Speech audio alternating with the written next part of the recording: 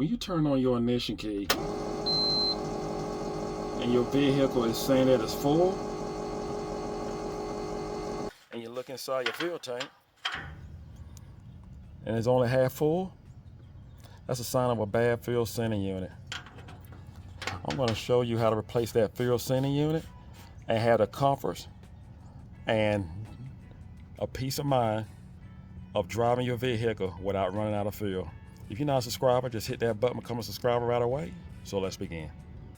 I want to start by saying the best time to actually replace your fuel sending unit is when your tank is just about low. The tank is going to be, of course, you know, on the right side of the vehicle.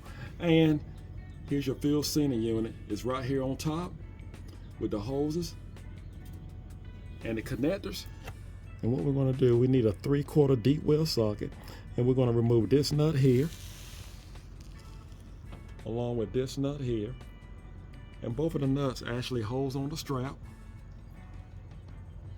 to keep your fuel tank in place.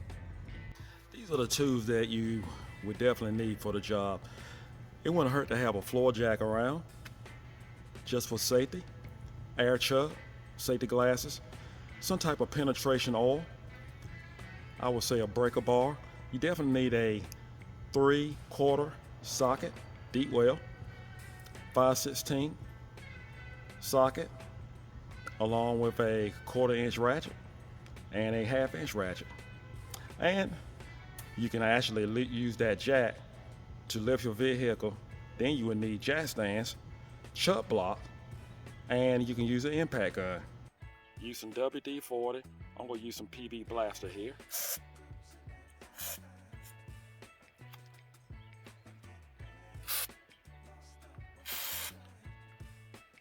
I must say, there is nothing no worse than driving a vehicle that you're not aware of what's in the gas or fuel tank.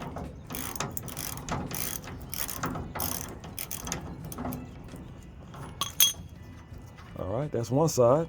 We'll go over to the other one and loosen that strap.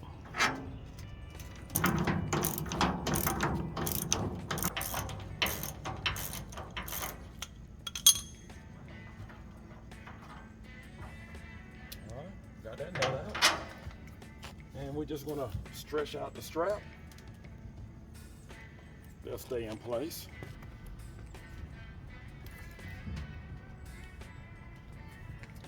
And we're just going to pull the tank out as far as we can get it. But we're going to use a floor jack, and we're going to have the jack right here to support the tank. Because keep in mind, we still have fuel inside of it. We'll get to pull the tank out as far as we can. And keep in mind, you have fuel lines. It's only going to let you pull out for so far.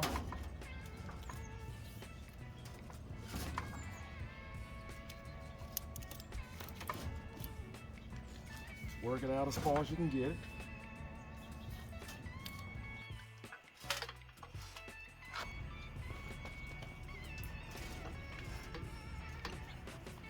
We'll get it out far enough to have clearance for the sending unit.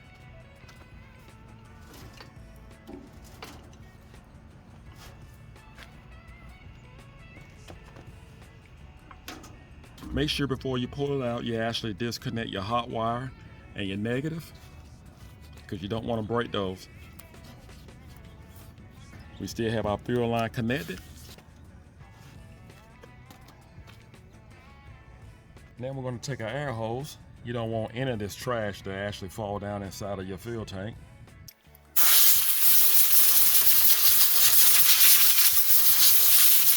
Then we need a 5/16.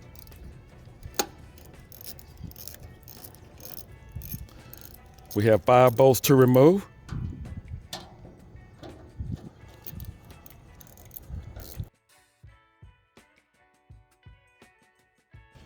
Before I remove it, I want to blow it off one more time. I definitely don't want any trash to get inside the fuel tank, not because of me. You can grab a screwdriver, anything that actually can pry it open, and just pull it right on up. There we go.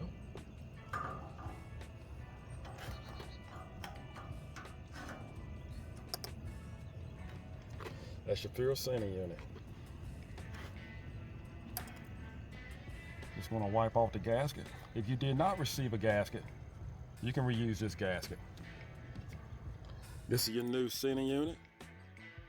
Part number, price range. And we're just going to place it in like we pour the old one out.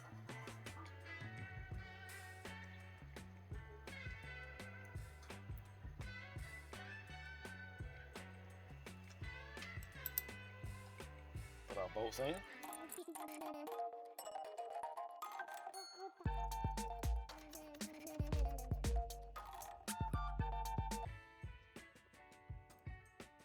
We're going to slide back our tank.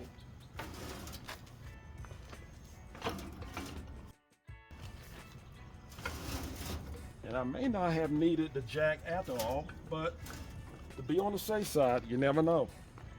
You rather have it there in case you run into trouble. You actually have some support.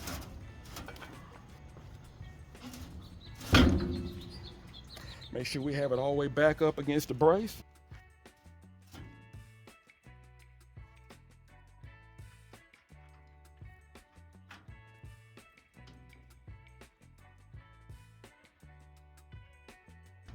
We'll put our lock nut back on.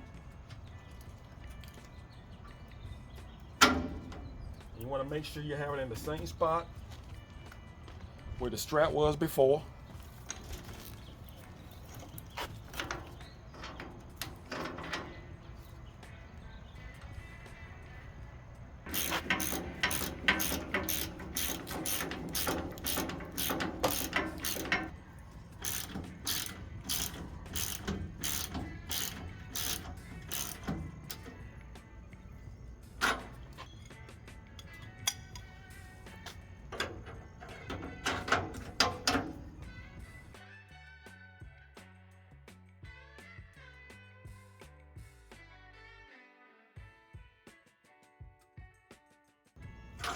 I believe that'll do. All right, and we're going to make sure we hook back up our wires. At the beginning, we know the fuel tank did have some fuel in it. It was about halfway from what I can see inside the tank. Let's see what we have. That's good. That's what we need. With the old fuel sending unit, it was showing on full. And we know it wasn't full.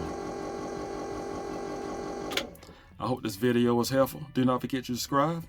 Take care, and God bless.